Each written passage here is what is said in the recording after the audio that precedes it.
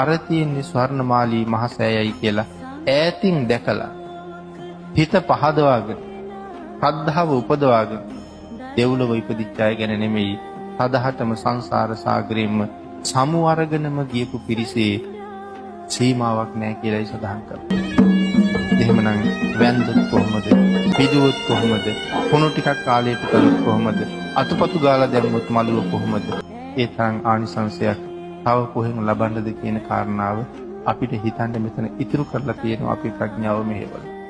ඒ තරම් අප්‍රමාණ ආනිසංස සහිත මේ මහා පූජා වස්තුන් භාග්‍යතුන් වහන්සේගේ අනන්ත අප්‍රමාණ කරුණාව හින්දාම අපිට බුදුරජාණන් වහන්සේ දානය කළා. ඒ නිසාම සඳහන් කළා බුදුරජාණන් වහන්සේ කෙරෙහි යම් කෙනෙකුට ඇහි පිල්ලම් ගහන මාත්‍රයක් ප්‍රීතියක් ඇති වුණොත් ඒ ප්‍රීතියෙන් ලැබෙන ඵලය කෙනෙක් භාවනා කරලා කසින භාවනාව මුදුන්පත් කරලා කොයි තරම් මේ භාවනාව දියුණු වෙලාද මුළු ජම්බුද්වීපයේම තමන්ගේ මූණ ඉස්සරහ තියනවා වාගේ පේනවා.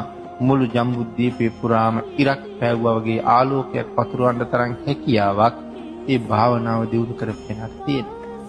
ඒ භාවනාව දියුණු කරගන්න එතෙන්ට දියුණු කරගන්න එයා මොන තරම් දුක් විඳින්න ඕනද? රෑ දවල් දෙකේ පැය ගණන් වාඩි වෙලා කොයිතරම් භාවනා කරන්නද? සඳහන් කරනවා ඊට වඩා හරි වටිනවා කියලා බුදුරජාණන් වහන්සේ ගැන ඇහි පිල්ලමක් ගහන මාත්‍රයක් ප්‍රසාදයක් තියෙනවා.